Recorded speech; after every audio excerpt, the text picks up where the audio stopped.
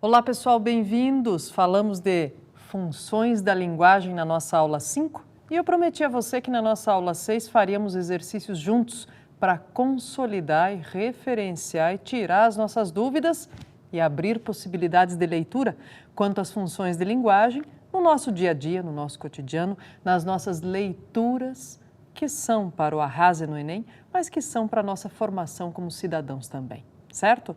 E mais precisamente e amplamente ainda. Então vamos lá, Arrase no Enem, e agora nós vamos, além dos trechinhos das funções de linguagem que havíamos apresentado e conversado aqui nos nossos slides na aula 5, nós vamos conversar um pouquinho agora fazendo os nossos exercícios que estão aí com você, se não estão ainda, ora, tá na hora, me dá um pause aí e apanha lá os exercícios para você poder acompanhar, porque afinal de contas, já é célebre, né, o provérbio de que a fé sem obras é morta. Então não adianta a gente acreditar se não exercitar, né? Aham, muito bem. Então vamos lá. Pessoal, olha só, nós temos aí, e é uma belíssima composição do Belchior, que ficou imortalizada na voz da Elis Regina, e é um trechinho, na verdade eu coloquei a música toda aqui, mas são alguns trechinhos que os vestibulares não sei, de repente o Enem também gosta, né, de usar, porque eles trabalham muito, esse item aqui trabalha muito com a ideia da função poética da linguagem, né? Então olha o que esse eu lírico vai dizer pra gente na voz belíssima da Elis Regina, né? Não quero lhe falar, meu grande amor, das coisas que aprendi nos discos. Quero lhe contar como eu vivi tudo o que aconteceu comigo. Viver é melhor que sonhar, eu sei que o amor é uma coisa boa, mas também sei que qualquer canto é menor do que a vida de qualquer pessoa. E ainda bem que eu dou aula e eu não canto, senão não ia dar certo, não é verdade? É isso aí.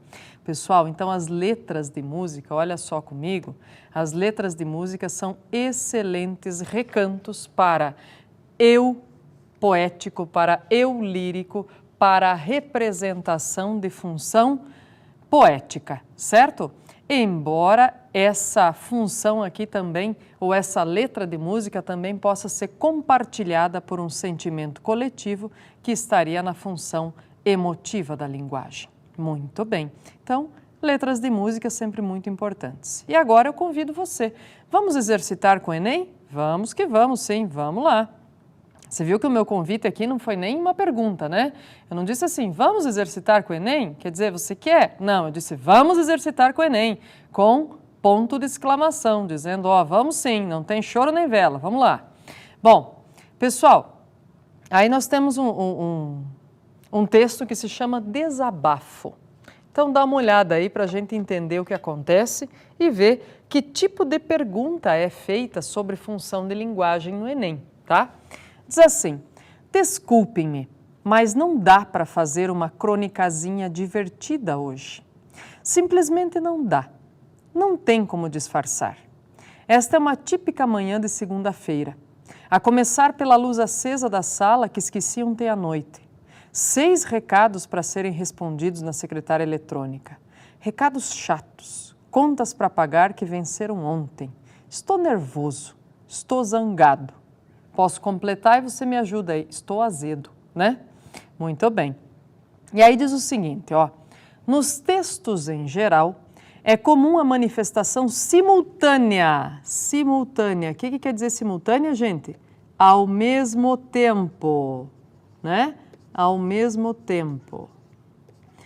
De várias funções da linguagem. Quer dizer, as várias funções podem aparecer no mesmo texto, né? Ok. Com o predomínio, entretanto, de uma sobre as outras. Uma delas predomina, claro. No fragmento da crônica Desabafo, a função de linguagem predominante é a emotiva ou expressiva, pois... Opa, volta aqui comigo, pessoal, um pouquinho antes da gente responder a questão. Olha só. Você tem que tomar cuidado também, porque muitas das vezes nós erramos questões em concursos, no próprio Enem, em vestibulares, mas não porque não dominamos o conteúdo, e sim porque nós não estamos acostumados àquela maneira como se pergunta ou o que se pergunta daquele jeito, né? Então, Tenho certeza que você aí acompanhou comigo todas as nossas ideias aí sobre as funções de linguagem. Muito bem. E se eu perguntar agora para você, função referencial, isso. Função apelativa, isso. Função emotiva, isso. Mas quando vem uma pergunta na prova, é preciso que a gente entenda que nem sempre vão nos pedir para identificar e nem sempre vão nos pedir para exemplificar. Na verdade, neste caso aqui, o exemplo e a identificação já estão dados. O que eles pedem é o quê? A explicação. Que a gente mostre que domina a explicação sobre a função emotiva ou expressiva da linguagem. Voltemos à questão, pois. Vamos lá. Observe comigo. Isso. Muito bem. Então, olha lá, então, já está dizendo qual é a função que predomina, emotiva ou expressiva, né? E agora se quer a explicação, né? O que vai completar esse pois aqui é a explicação de por que é a função emotiva ou expressiva que predomina aí na crônica, né? Porque o discurso do enunciador tem como foco o próprio código. Espera aí, quando tem como foco o próprio código, é o que mesmo? É metalinguística, não é isso? Ah, verdade. Então já não pode ser. Porque a atitude do enunciador se sobrepõe àquilo que está sendo dito. A atitude se sobrepõe ao conteúdo. Vou ficar em dúvida nessa, vou deixar para ver as outras. Porque o interlocutor é o foco do enunciador na construção da mensagem. Não, o interlocutor é o foco quando nós temos função apelativa, né? Quando eu quero que o meu interlocutor tome para si um determinado comportamento ou faça uso de determinado hábito ou coisa assim. Não é o caso aqui, né? O referente é o elemento que se sobressai em detrimento dos demais. Opa, tem uma palavrinha mágica aqui, referente, já me faz lembrar função referencial, né? É a função da notícia, é a função do texto informativo. Não é o que está aparecendo aqui, então nem adianta querer. O enunciador tem como objetivo principal a manutenção da comunicação. Opa, isso aqui é a conversa do elevador, que a gente já conversou, né? É a função fática. Então, aquela que eu deixei em branco, lá deixei na dúvida, é justamente a correta, né? Por que é função aqui emotiva ou expressiva? Porque a atitude do enunciador se sobrepõe àquilo que está sendo dito, né? Olha o que ele diz, não dá para fazer uma cronicazinha. Por quê? Porque não tem como disfarçar. Hoje é segunda-feira, eu estou cansado, eu estou azedo, eu estou angustiado, né? Eu fiz tudo errado, então é a atitude dele se sobrepondo ao que é dito, ao conteúdo, certo?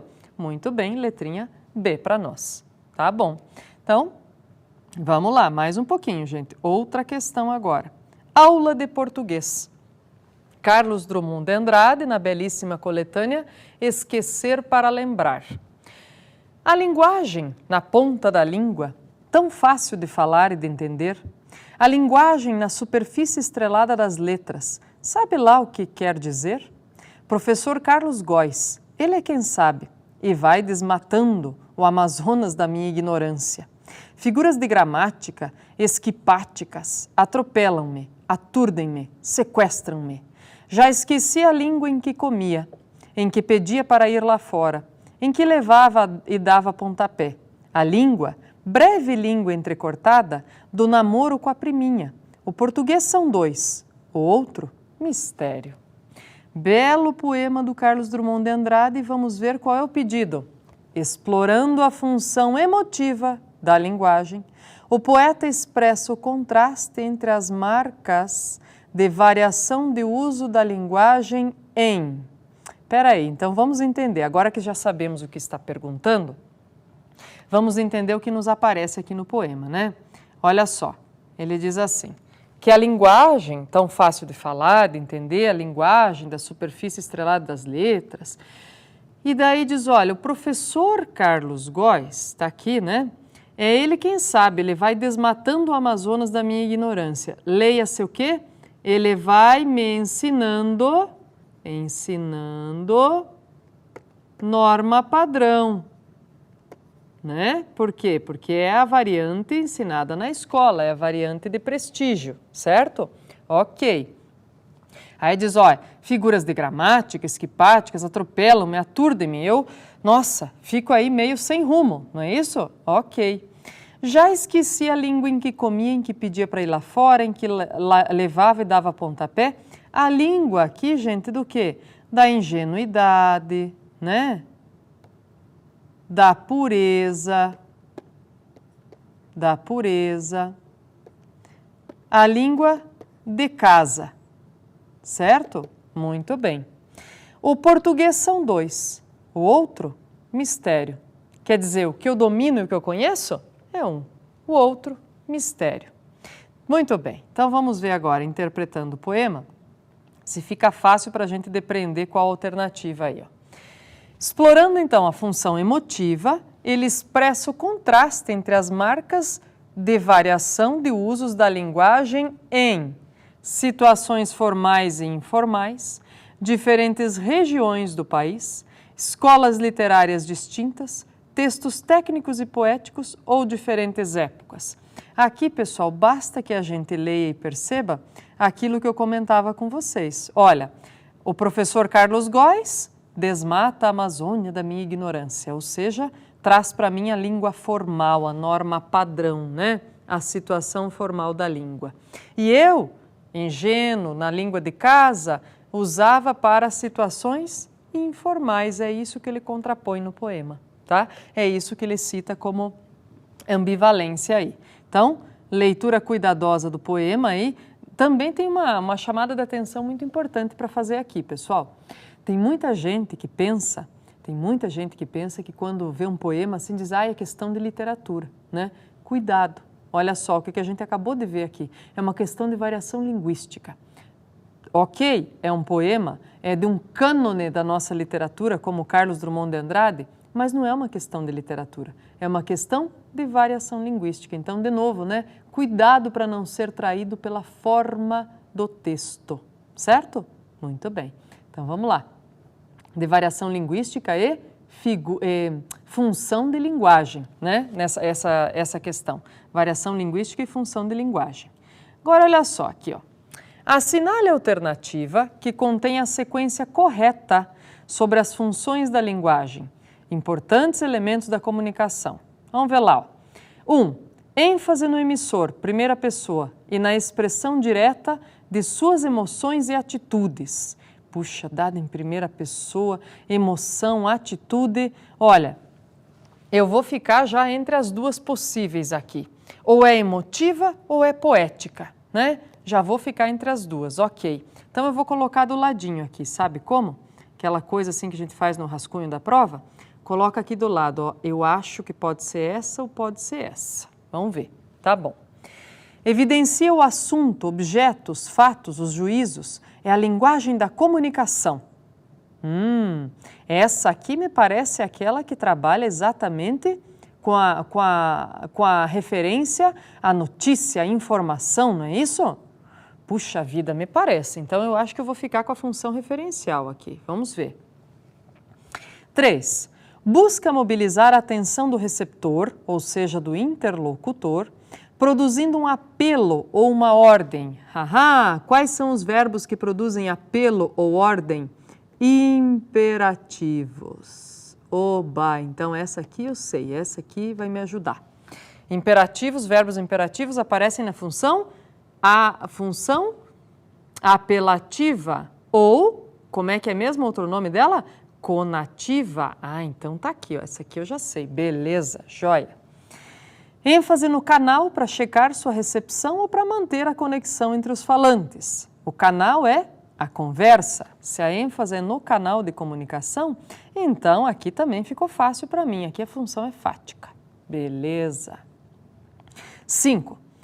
Visa a tradução do código ou a elaboração do discurso, seja ele linguístico ou extralinguístico. Opa, se é tradução do código, tem aquela história do código por ele mesmo, né, da elaboração da língua pela própria língua, de desenhar desenhando-se, de escrever escrevendo-se. Opa, então aqui também de pronto, metalinguística. 6. Voltada para o processo de estruturação da mensagem e para seus próprios constituintes, tendo em vista produzir um efeito estético. Puxa vida, e agora? Eu acho que fiquei na dúvida. Será que é uma função poética aqui ou uma função emotiva? Vamos ver. Vou lá olhar a 1 de novo, hein? É a 1 e a 6. ênfase no emissor, primeira pessoa, e na expressão direta de suas emoções e atitudes. Ah, essa aqui me parece emotiva mesmo. Então, a função estética eu vou ficar aqui com 6. Ok. Vamos conferir, vamos ver lá direitinho? Joia, então, vamos descer, vamos ver se estava ok aqui. Fiquei com 5 e 1. Ah, olha só. O que aconteceu aqui, pessoal? Dá uma olhada? Por isso que eu digo a vocês, temos que cuidar para não fazer a confusão, né? Olha aqui, a correta é 5-6 e não 5-1. Ah, com o que será que eu me enganei aí, hein? Exatamente com as duas funções mais enganáveis possíveis, tá? Respostinha letra C. Vamos lá, vamos entender por que é que nós podemos fazer a confusão aí entre uma e outra, tá? Olha só, vamos subir aqui, ó. Então, eu tinha anotado aqui do ladinho, disse, acho que vou ficar aqui com 1 aqui do ladinho, né, na função poética. Veja a diferença, pessoal. É 5 e 6, o 6 é a função poética, por quê? Porque olha o que acontece aqui, a função poética é aquela que de fato aparece nos textos em verso, tá? E aí tem a questão mesmo do quadro, do item, da formatação do texto. Então aqui vai ser para o texto em verso, vai ser para o poema, tá? Então por isso ela fica 6 aqui, né? 5, isso, 6. A referencial evidencia o assunto, objetos e fatos, 2. A fática aqui, que visa busca mobilizar a atenção, produzindo apelo a uma ordem aconativa, lá embaixo, isso, vamos colocar certinho aqui. A fática, que checar 4, e a 1 é que é lá embaixo, né? Então, olha lá, a 1 diz assim, ênfase no emissor, na expressão direta de suas emoções ou atitudes. Por quê? Porque é o sentimento de quem produz a mensagem que está em xeque, não um eu lírico. Isso aqui é um eu lírico, tá? Que traduz. Isso aqui é um relato pessoal, que traduz a situação e os sentimentos. Então, cuidado, pessoal, né? Olha a diferença, era exatamente isso que nós íamos encontrar lá embaixo depois, para dizer assim, ó, errei ou acertei aqui na ideia da poética e da emotiva ou expressiva. Veja, ele nem dava chance aqui, se a gente soubesse, né, bem direitinho, é só ficar de olho também na sequência numérica, que ele nem dava chance para a gente colocar 5 e 1, não é verdade? Só dava chance para colocar 5 e 6. Então, esse é um cuidado especial também, pessoal. Olho no peixe, outro no gato. Um olho na questão, olho nas alternativas. Tá bom? Muito bem. Outra agora aqui. Dá uma olhada comigo, ó. Tirinha do Calvin e o Haroldo. Lembra de quando eu nasci? Não conseguia nem me virar na cama sozinho. Meus olhos não sabiam focalizar. Eu não conseguia fazer nada. Imagine o trabalho que foi desenvolver as habilidades motoras para segurar um giz de cera, colocar sua ponta sobre o papel e imprimir-lhe movimentos conscientes e coordenados. Este desenho é o resultado de 6 anos de obstinada labuta, uma vida inteira de esforços para chegar a tal resultado. E o pai observa o desenho, então, e diz o quê? Ainda assim não vou te pagar $500 por ele. Ele vai valorizar, é um investimento. Bom, a gente percebe o que aí, né? O Calvin está tentando supervalorizar a sua obra de arte aí, por quê? Porque ele diz, puxa, são 6 anos, eu tenho 6 anos de idade e eu precisei de 6 anos para conseguir elaborar, desenvolver toda essa coordenação motora que eu preciso para conseguir desenhar uma tartaruga, né? E está querendo vender ao pai por preço de ouro. Aí diz assim no enunciado, ó, as funções da linguagem podem ser encontradas em vários tipos de texto. Olha o que eu disse a você anteriormente, né? Não se deixe levar pelo formato. Inclusive nas histórias em quadrinhos. Fizemos um exemplo como esse lá nos nossos slides, né? Então diz assim, para tentar convencer o pai a comprar seu desenho, Calvin empregou uma função de linguagem específica. Assinale a alternativa que indica a resposta correta.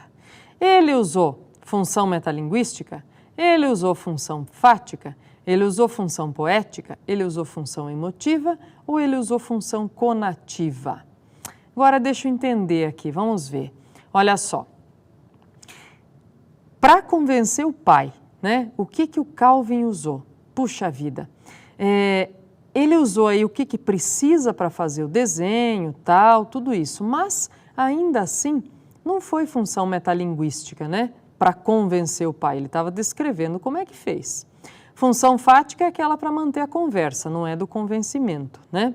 Função poética seria aquela que expressa toda a carga aí de um eu lírico, não tem eu lírico. Função emotiva seria para ele dizer, olha, puxa, né, qual é o sentimento que ele tem que pode ser compartilhado com o grupo. Função conativa ou apelativa é aquela, e agora vamos lá, é aquela que faz o quê para nós? Função conativa ou apelativa é aquela que, olha só, vai convencer, a palavrinha mágica já está no enunciado, né, gente? É aquela que procura convencer o pai a comprar. Onde é que eu enxergo isso aí no quadrinho? Vamos voltar lá?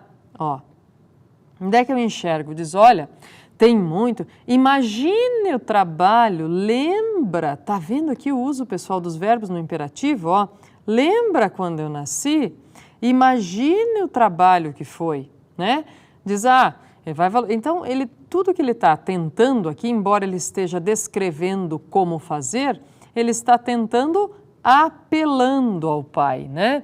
Tentando convencer o pai. Então, tá aí, função conativa ou apelativa, cujo nome já diz. É a função do convencimento. Muito bem. E agora vamos a mais uma questão do Enem com funções de linguagem, pessoal. Olha lá, a biosfera, que reúne todos os ambientes onde se desenvolvem os seres vivos, se divide em unidades menores, chamadas ecossistemas, que podem ser uma floresta, um deserto e até um lago. Um ecossistema tem múltiplos mecanismos que regulam o número de organismos dentro dele, controlando sua reprodução, crescimento e migrações. Ei, peraí, volta aqui comigo. Não, você não se enganou, nós estamos numa aula de extensivo Enem Língua Portuguesa, isso mesmo. Qual é a dúvida? É que o texto é de biologia? Pois é. Então, quando eu digo a você que a língua portuguesa é o nosso código a serviço de toda e qualquer comunicação, em toda e qualquer área do conhecimento, bem-vindo, está aí também. É um texto da área, da disciplina, da matéria de biologia que está para nós como resolução ou como proposta, como suporte para uma questão de língua portuguesa, uma questão de funções de linguagem. Veja só você. É isso mesmo, você não se enganou, não. Continuamos na aula de língua portuguesa. Então vamos ver de novo para o texto, acompanhe comigo. Olha lá. É um texto, sim, que trata de temática pertinente à biologia, mas diz assim, olha o pedido, predomina no texto a função da linguagem. Aqui o pedido é de identificação mesmo, né? Qual é a função que predomina, que tem maior parte do texto? Olha que legal, pessoal. Se eu sei a definição das funções, eu mato essa questão só com a primeira palavra, né? Emotiva, fática, poética, conativa ou referencial. Você olha já de antemão e diz, opa, fui certinho. Por quê? Porque é um texto informativo. Ele tem foco no... Ele tem foco no objeto que ele está descrevendo, sobre o qual ele está informando, não é isso? É isso mesmo. Então, a biosfera, que reúne todos os ambientes onde se desenvolvem seres vivos, se divide em unidades menores, chamadas ecossistemas, que podem ser uma floresta, um deserto e até um lago. Um ecossistema, o que é isso, gente? Definições. É um conjunto de definições, certo? Então tá aí, só vamos entender de novo, né, para fazer esse nosso fechamento das funções de linguagem. Emotiva não pode ser, porque não tem sentimento do autor em relação à ecologia. Fática não pode ser, porque ele não está só conversando a esmo com o interlocutor, ele tem objetivo, ele tem conteúdo, né? Não é isso. Poética não pode ser, porque não tem eu lírico aí, né? E nem estética de poema. E conativa não pode ser, não há uma orientação aqui, não é uma campanha publicitária sobre meio ambiente ou sobre cuidados com a biosfera, né? Mas referencial, porque o texto trata de noções e informações conceituais. Veja, ele traz o conceito de biosfera e o conceito de ecossistema aí. Muito bem, então, cuidado bem especial para nós, pessoal, para sabermos aí direitinho diferenciar, elencar e trabalhar com as funções de linguagem. Ok, funções de linguagem vistas, sabidas, agora é arrasar no Enem mesmo e fazer mais exercícios. Sabe qual é a minha sugestão para você? Depois das nossas aulas de funções de linguagens agora, é que você, se não está com o hábito de fazer isso todos os dias, passe a ter. Você vai ver que faz diferença na sua produção de textos, que é um treinamento necessário para o Enem, você vai me ver falando disso também, e na sua leitura, no seu bom domínio de norma padrão e de variações do português brasileiro. Olha, pessoal, qual é o hábito? Ler jornal, ler revista, tá? Mas eu vou dizer a você, dá uma ideia, dá uma dica que é bem importante, né? Eu já tive aluno que me disse em algum momento que eu disse assim, ó, leia jornal, tal. E aí a pessoa disse assim para mim na sexta-feira, chegou e disse, professora, eu comprei o jornal de domingo passado, mas eu ainda não terminei de ler e hoje já é sexta, como é que eu vou ler um jornal todo dia? Tá vendo aí a ideia da generalização, né? Não é isso, pessoal. O jornal, todos os dias, todo e qualquer jornal, tem 2 páginas que você como estudante, que nós como bons leitores devemos aproveitar. São as primeiras páginas, tá? As páginas de opinião, certo? Mas eu leio notícia também? Leia notícia à vontade. Mas as páginas de opinião são sobremaneira muito boas. Geralmente são as páginas 1 e 2 ou 2 e 3 dos jornais. Como assim? O que elas têm aí? Aí elas têm a charge do dia, que é brilhante, belíssima, para nos ajudar a ter uma janela de conhecimento para o mundo. Aí elas têm o editorial do jornal, que é a opinião do jornal sobre determinado tema. Aí elas apresentam as crônicas jornalísticas e os artigos de opinião, gente. Quer dizer, é um vasto celeiro e mais ainda, as cartas dos leitores, que hoje já são e-mails de leitores, não são mais cartas, né? É um vasto celeiro para você fazer o quê? Tirar trechinhos, entender e aplicar as funções de linguagem predominantes. Dizer, peraí, o que tem aqui? É mais emotivo? É mais isso, mais aquilo? Treinar, pessoal, não tem jeito, né? O exercício é algo que todos os dias nós devemos fazer. E olha, a leitura não é só para aplicar as funções de linguagem, não. Você aproveita e lendo o jornal você está estudando. Mas tem um problema, eu não assino o jornal.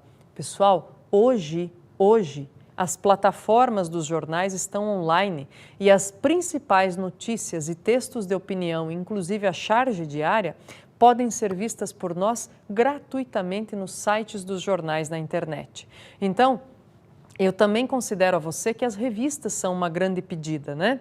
Revistas semanais, você também não precisa ler a revista inteira, mas textos de opinião, a matéria de capa. Então, são algumas páginas dos periódicos que nos interessam como leitores, como estudantes. Não é para você detalhar tudo e ler até o caderno de classificados, né?